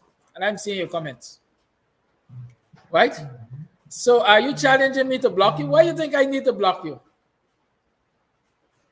I see you making all kinds of statements, but I am not bothered. I see somebody is saying they understand why Ford has chosen Camps TV to place advertisement to put me in a sandwich. I know sandwich, partner. I know sandwich. Good. Up until now, I can't say that I've been gatekeeping for anybody. I play the advertisement and I move on. I say it's a paid political ad. I paid and I move on. Viewers have they say like always. I don't know that I'm gatekeeping for anybody. Someone sandwich anybody. Y'all gotta stop living in your imagination. Call it your life. Call it your life. All right, the call is not hearing me. So, how did we get here? Oh, I'm not hearing the caller. Call it your life. Go ahead. You're hearing me? I'm hearing you now. Go ahead. Okay, yeah. So the caller calling just now, I want to say something. Once you get into Kadaki's program and you get the clearance that you're on, it takes your call. Even if he realizes that you're going way up, he might like, oh, without treat me, cut me off. But he accepts your call. So don't come with the opening. All right, moving along. Now with this thing with rape, everybody now gets a new one. You know when you get to die Christmas, you're playing with it all the time till it break up. So that's it. Now with the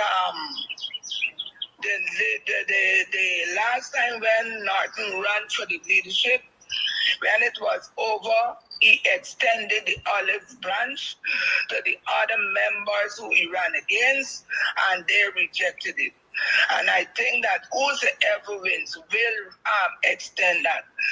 Now with the factions who are fighting, remember the protests. The protests, you started it, then Abno took it over.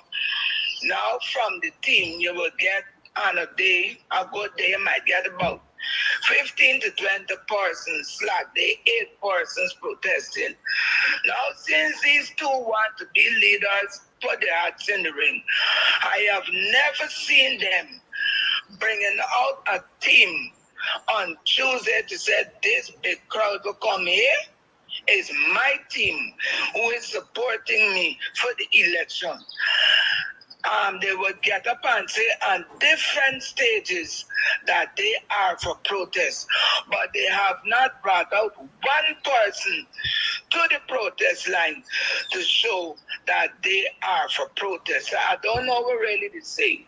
And everybody asks them, all be for protest. Now, Kadaki, I want to find out this thing. Now, with education, I believe that when education came into being, Warlow and Betty and Diana, I think that they probably may be laws and acts and so governing education. And I don't know, I would like you to say if that is it. Where the laws governing education was supposed to be done in schools. Open schools. You go to school and you get your education in Guyana.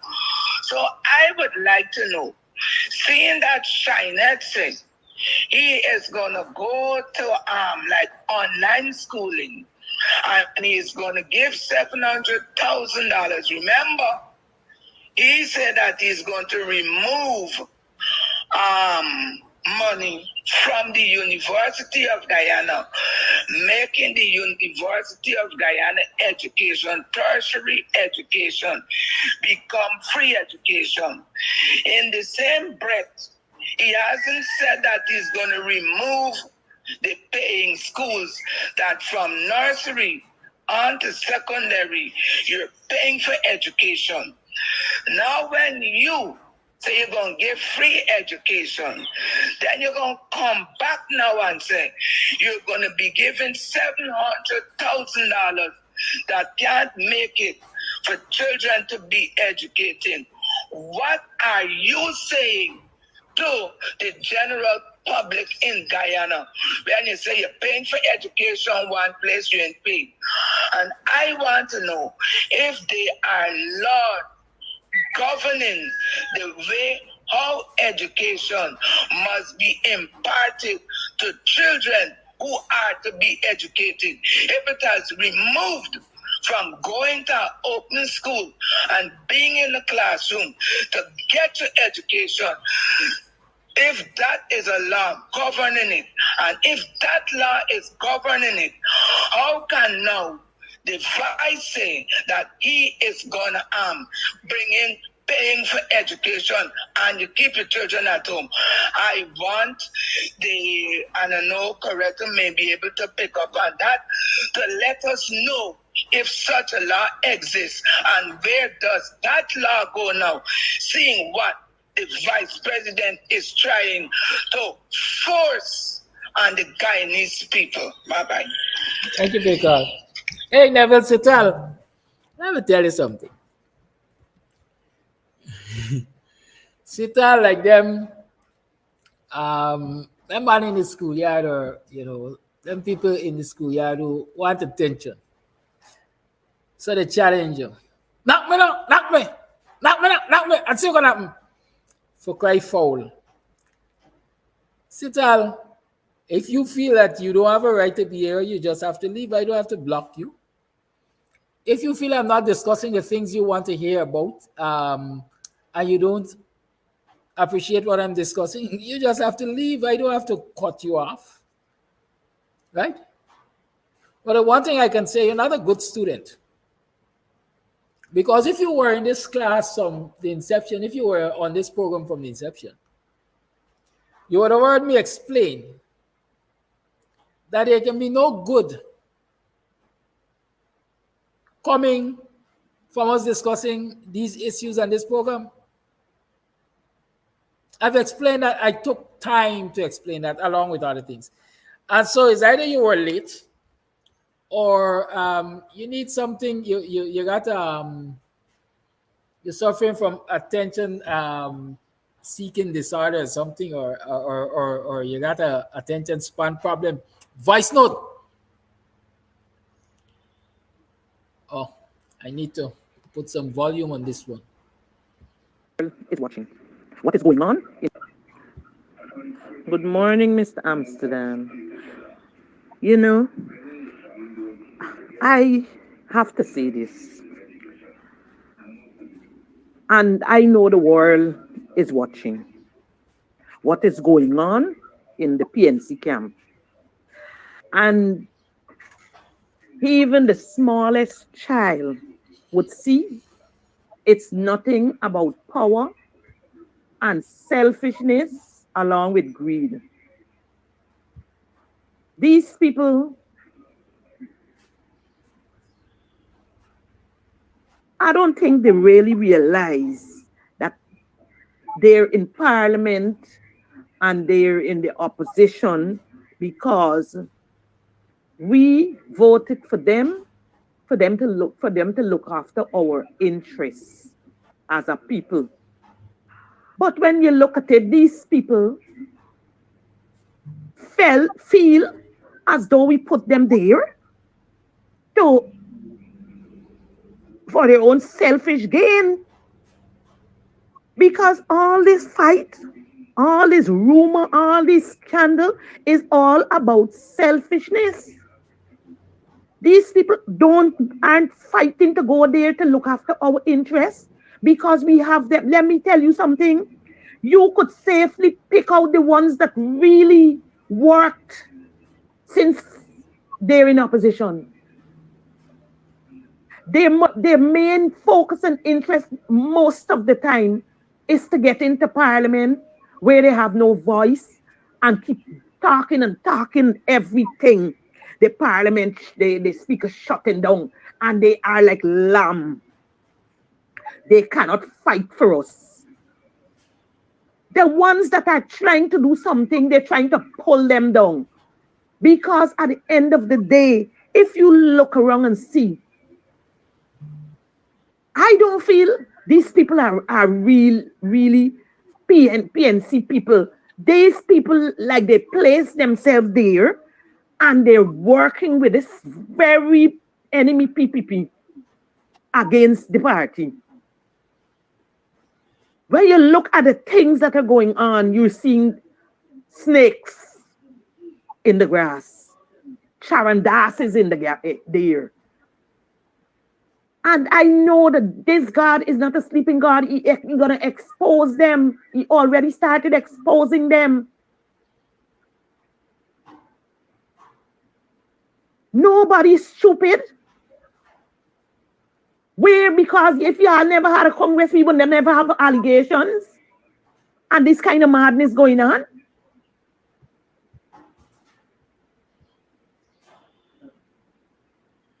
They want to, if you look at they have their hidden agenda. They want to pull the party down so that PPP could have its way. Because a lot of them know what they're doing.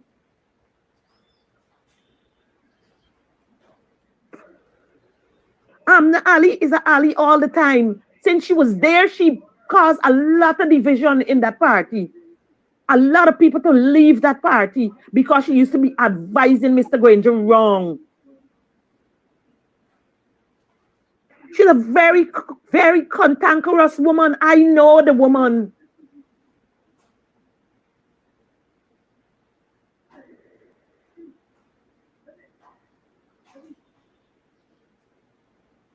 And a lot of them need not to go back to go back into parliament.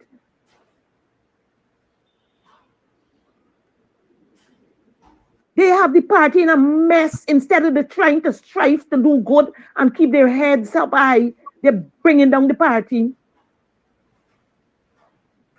Taki, thanks. Thank you for your call. I was saying earlier, I saw somebody said, if you just box and thump people or something, that is not skeleton. I wonder if somebody is insinuating that some things I don't allow to pass, so you allow me, I could be petty. Is somebody insinuating that I'm an abuser of some sort? I'll think again.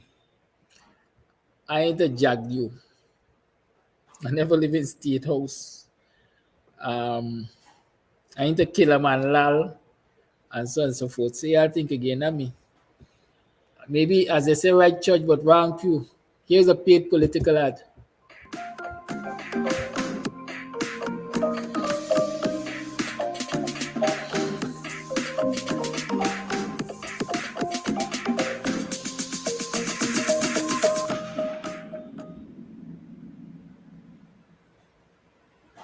Comrades, in 2024, I believe that our mighty PNC needs to refocus. Our refocus should mean that we will look at where we are in terms of what's happening with our youth, what's happening with our women folk, and what are we currently doing for them. Are they happy? Are we doing enough for them? Refocusing means we have to pay attention where we are in society and the needs that we have to meet as a political party.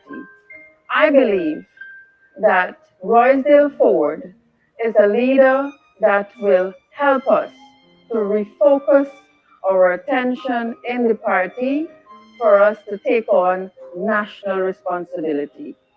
Comrades, our delegates who will be voting in the Congress on the 30th of June, I ask you to support the vision of Rosedale Ford as we refocus the PNCR in 2024.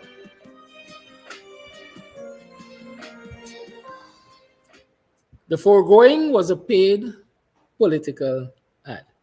The lines remain open 6225933. You're tuned to the Guyanese Morning Time. I am about to play you another voice note. Hi, good morning, Mr. Kadaki.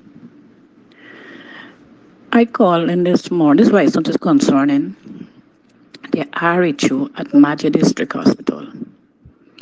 This woman, we have a contract, never stated anything like clean any dentist apartment, no doctor's apartment or quarters, no dentist apartment, the quarters or the houses, right? If a nurse is left an apartment dirty, there's people sending we for clean it besides our job. It's not our job and don't want to pay us. And when they go to the north, they write subs for 800,000 up, even a million, 1.3 million, 1.5. The RU sign it and they're getting the money. The steward with the hospital doing it, getting some money. The doctor in charge doing it and she takes some money. Why is it? Because we are maids. We have to go and clean these people's houses or the apartment and we cannot get paid. And when we talk, she tell we, oh, we get a box of food. These people working people like a donkey, like a junkie, treating people like a junkie and working people like a donkey. And if you refuse, she tell you, oh, you has to write a letter. But I know anytime she come to me, but write a letter, I can ask you how much letter for write. Because this woman overbearing. They have a mattress, they buy at the mattress, somebody has to put on the mattress, the freezer. She want to buy must be dead, dress dead, and especially the Amrian dead, the PPP dead. And if the buy refuse, she only by accountability want to disrespect the buy. And guess this woman is a black woman doing it. No, and they go into town, they're going at their home. And they're still writing for subs that eat at the hotel, they got the car dropping them, they still take bringing money for taxi, where they take hotel, where they pay, and all these things. Nobody inquiring about it. But anytime to clean a building, they want we clean it. But Mr. Kadaki, me cleaning none. Thank you for that call. What the call has identified here is abuse. I can't speak for what the contractual arrangements are in terms of what they call them, job description. But I can see, based on what I'm hearing, the person is saying that their job description or the cleaner's job description at no point in time included maid service for the doctor's quarters, their living quarters, right? And so it's for me, it's an industrial dispute. And so the union reps to those workers ought to get involved and take it up with the Ministry of Labor, or first and foremost, take it up with the employer. These are the terms and conditions of these people's employment. Why is it being varied now? And what are the compensations that can be expected for variation? And if that is not adequately addressed, then you have an industrial dispute. And then the procedures, the stages of settling an industrial dispute must be engaged, right? But again, a lot of systems don't function in our society. We don't make systems function. We don't make systems function because the reality is, anywhere else that happens, quick time your shop strode gets alerted, your shop strode engages management, and the what's the word? All right, let me say take it up a notch. Every time they deal with it at a level and it's not settled. Eventually, you can have strikes, you can have sitting, you can have go slow, but you certainly will have protest. Good. What I'm hearing is that this particular individual is protesting. But is it safe for this individual to protest alone? Right? When we stand alone, we have certain amounts of weaknesses. We saw Kwame Wing standing alone in front of the AG chambers and protesting and so on. And at the end of it all, he was murdered. So unity is strength. All of those cleaners, janitors, maids, whatever you call them, who are affected must band themselves together and maybe sit out for one day, especially with the backings of the union, and so they can have that rectified. But a lot of people take advantage, and they take advantage on the oppressed or the already oppressed, because they calculate in many times they calculate. Listen, these people are already deprived, and the threat of suspension, the threat of lost pay, the threat of dismissal will be enough to get them to do that which they are not supposed to do, and we're bullying them to do. That's an unjust society. Unethical leadership. That's what we deal with every day in this society. Voice note. Kidaki and viewers. Kidaki, I must say congratulations to Mr. Hampton Green and his team. God bless Mr. Hampton Green. Long live Mr. Hampton Green. Let me tell you about Mr. Hampton Green. You see Mr. Hampton Green? With all the people talk about Mr. Hampton Green. Let me show Mr. Hampton Green is a blessed man. Mr. Hampton Green is the only surviving Bonamite from since Bonham Party start, since the PNCR. Hampton Green is the only guy that have a life now. Let me show that the man is a real blessed man, you know. And kudos to him and his team that take part in that press conference. You understand me? Excellent, man. Excellent. Excellent. Miss Benny, kudos to her. Kudos to Mr. Hampton Green.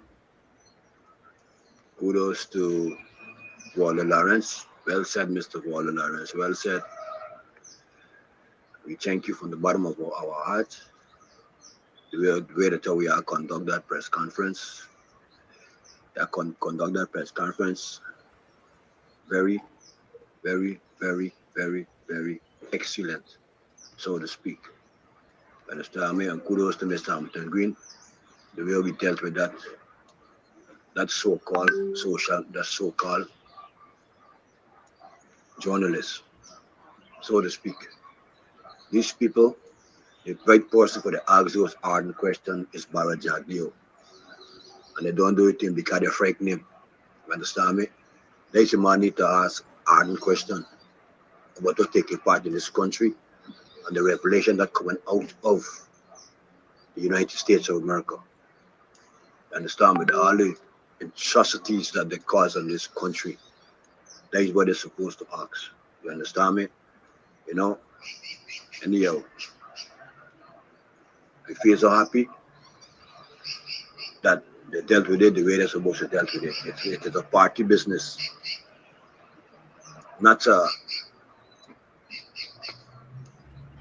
papi show business, a party business. And I like how they dealt with it at the party level.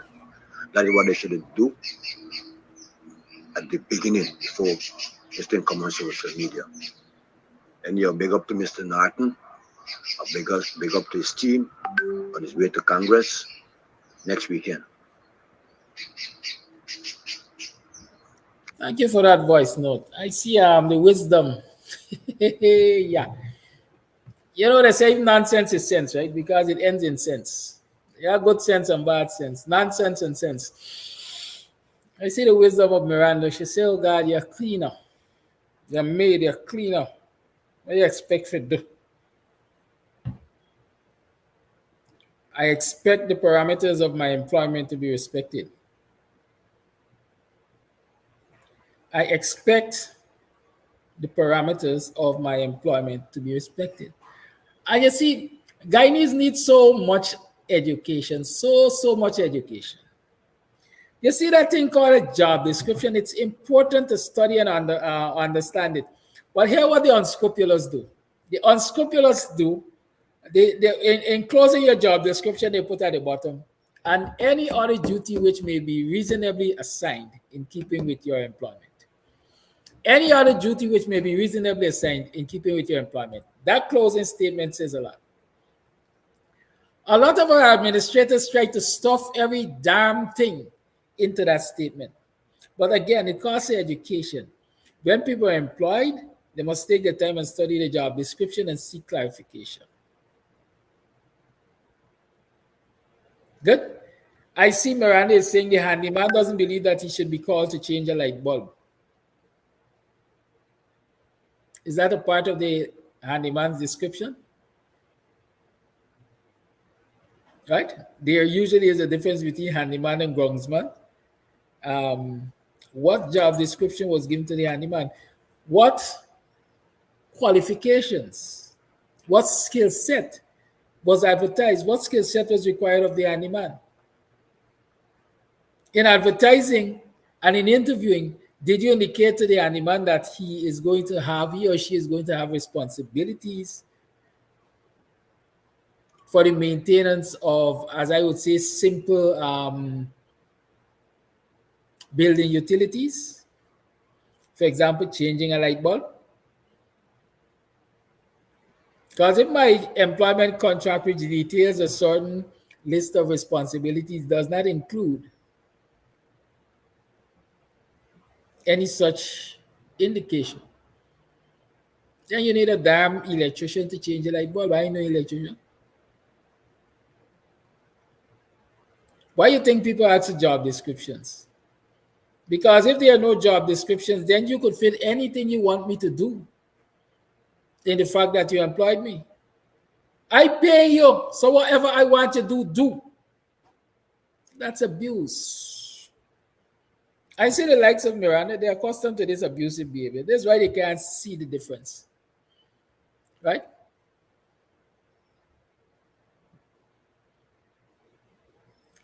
And that also, right? That also is the reason why I ask people me when I work. I'm not flexible, you know. I'm not flexible. You know why I'm not flexible? Because a little flex here and a little flex there, a little flex here and a little flex there, going to eventually make administration believe that they got right to bend me over and sack it to me, and I must accept it. That is why I say to teachers, they're setting themselves up. Why y'all want to be distributing cash grant? Y'all are not financial officers. Where y'all take the job on for? Why y'all want to go and spend the cash grant? Y'all are not procurement officers. Why y'all take that job on?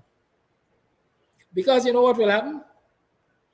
After a time, it becomes part of the norm, and the administrators expect you to honor it when they demand it.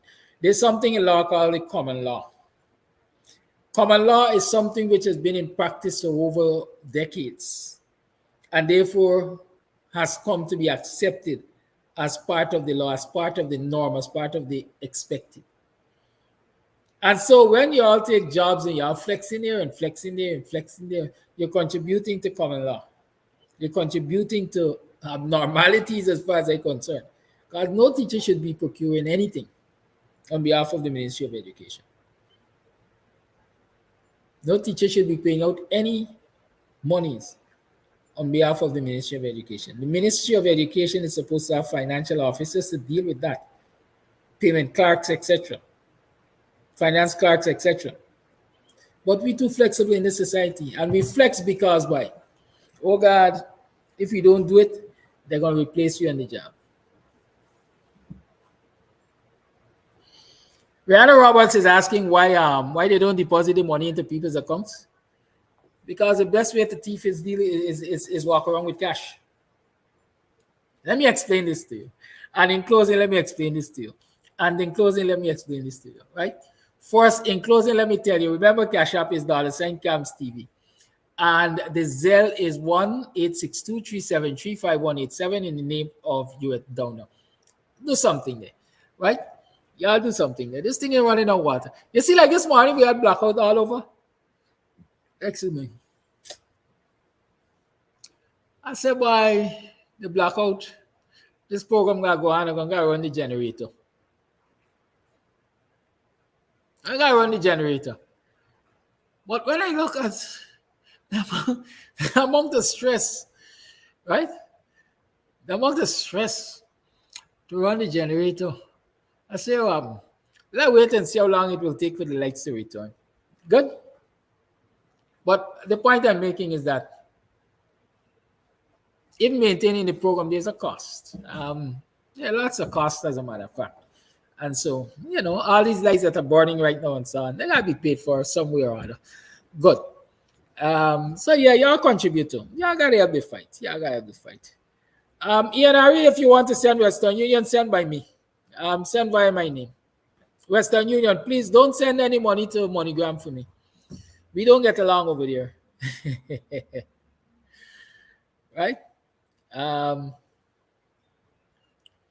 Good. So keep that in mind. Here is Miranda complaining about cleaner not wanting to refresh toilets during the day. They want to flush the toilet once a day. You're not at home with 5 or 6 people, and office has 100 plus people or more. That's true. What is the job description of the cleaner? Job description is what guides. What guide has been provided? Right? To these people when they were employed, what their job description says. That is what it comes down to. Good. If my job description say I have a responsibility for me to maintain the toilet in clean working order all through the day, fair enough, all through the day. Right? But if my job description says I have a responsibility to ensure the toilet is clean at the beginning and the end of the day, there's a difference. There's a difference. So what does the job description say? Somebody is asking if I have was it labor experience or something? You ask it and wonder. I wonder. There's so many parts of me you're gonna wonder about. But what was I saying? I was about to say something in closing. I said so many things that what exactly did I want to say in closing? Let me see if I see a comment that might remind me. Oh yes, why they deposit the money into their accounts? Rihanna Roberts, Mingo. Finance 101, if you want to call it that. Corrupt transactions are not easily facilitated by instruments of payment except by cash. Right? A check is an instrument of payment. A bank transfer is an instrument of payment, etc., etc.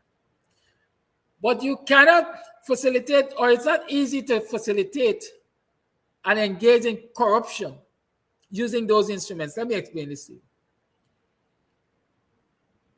When they were doing the COVID grant,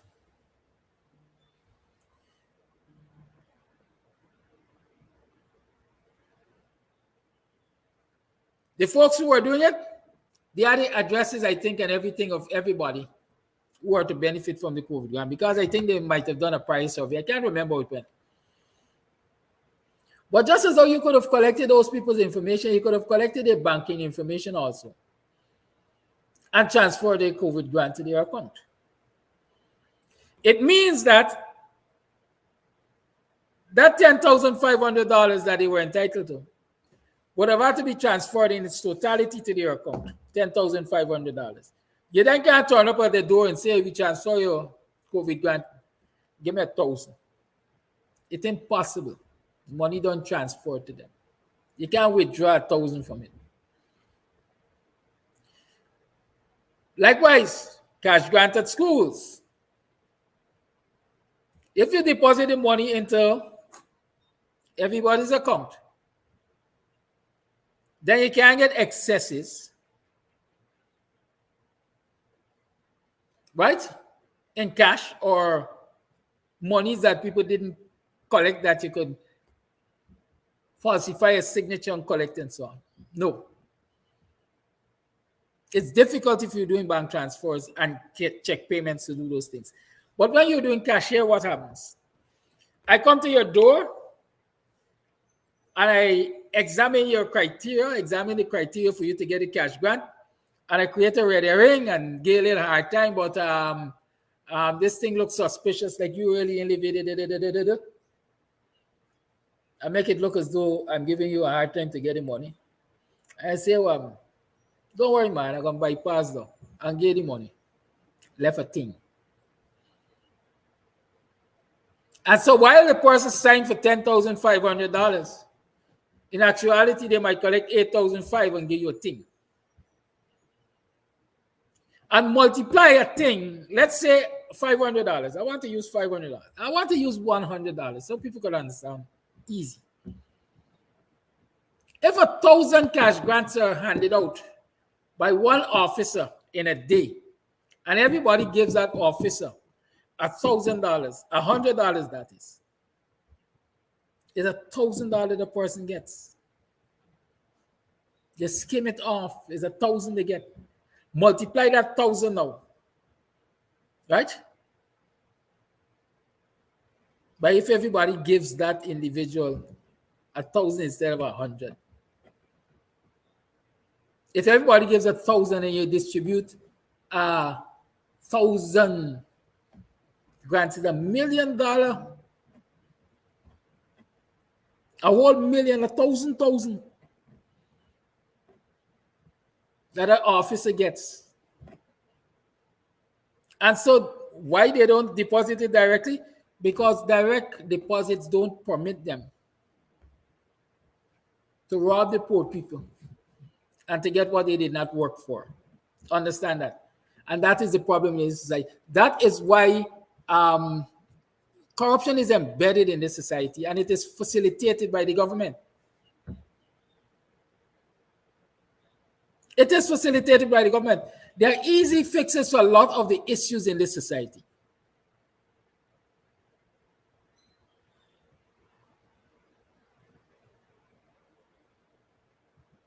Right? Some issues are easily fixed in society, but it has to have the political wherewithal. People got to want to do it. People got to want to fix it. And many of our politicians, many of our representatives in government, many of our public officials look at the disadvantage to them when they fix it. If we fix the payment system to eliminate cash transfer, to eliminate cash, or to reduce cash transactions, then it means we have less access to cash in our corrupt practices. We can't afford that. We want cash that we can get. We gotta go home heavy when the day done. The 10% man, for example, nobody collecting a 10% bribe wants it in cash, in a check, because the check can always be traced to the bank and to their account, or whoever is drawing the check. It got to be delivered in duffel bags to the office or to the friend's place. I heard of a particular traffic police back in the days who had an entertainment spot that when he decided that you got to pay a bribe, he sent you to the entertainment spot. Go at that bar and grill down there and order XYZ. They're going to tell you the price. Right? Because that's the internal arrangement. Once you go and order a particular menu, they know is bribe. And so you're going to get a price. That is why they're not fixing the financial system in this country. Because, for example, if you're doing credit card or debit card transactions, why you think some places don't accept debit card and checks and so on? If you're in the retail business and you're doing debit card transactions, all of those transactions will be recorded directly to your account. And so if the government decides to audit you, when they run the history of your account, they will get to see your cash intake history and your payouts. So they could calculate your profits here. Understand that? I see Melissa Atwell, Melly Mel as you all call her, over the weekend was throwing up a lot of things about contracts and corruption and so on. How do you think these people is getting a drawback for contracts?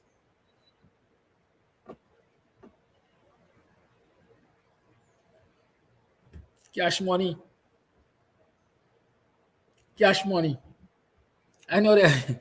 I know. I know of a particular man who was involved in one such transaction, but the money had to be paid in check. And he sent his runner boy to accompany the person to the bank who was drawing the check. So as soon as they draw the check, they had to hand over his portion. That's how corruption is in this country. Some things are easily fixed, but people want to keep them the way they are because they get to corrupt the system. That's all I want to say to you. I want to remind you, generator don't run for water, neither lights and internet and everything else. Play your part. You all got to empower the struggle, empower the fight. It's getting hotter. The battle is getting hotter. I don't know if you recognize it, but the battle is getting hotter. And so we are going to be moving from in front of these computers, or we're going to be doing things simultaneously, right? We're going to be in the streets. I will be in the streets. And so we need resources to fuel that fight in the street too. So make a contribution. Now, I don't make a beg. It's not one of my favorite things to do. I don't beg nobody. I don't like beg and say please and thanks. So when I drop you these gentle reminders, just take them. Good. I hope I've done justice to you this morning. I hope you have been edified. I hope you're feeling, what should I say, gifted. I hope you feel that there's hope, because I think there's hope. Right? There is hope. Don't lose hope. Together, we'll stand stronger and we can defeat these Jezebels and Jagobats. And for those of you who believe that you are in a disadvantaged position, let me tell you that the census information I received has confirmed what I've been saying to you all the years. If the PPP were to depend on Indo-Guyanese votes alone, they're definitely going to lose. Right? African Guyanese in this society currently has grown from past surveys. They either equal to or have surpassed the number of Indo-Guyanese in this society, but the PPP wouldn't want you to know that. Have a good day. Think on that. And you know what? You can go and check for yourself if you don't believe me. Have a good day. Much love. Peace. See you tomorrow morning as we continue these conversations. Bye-bye.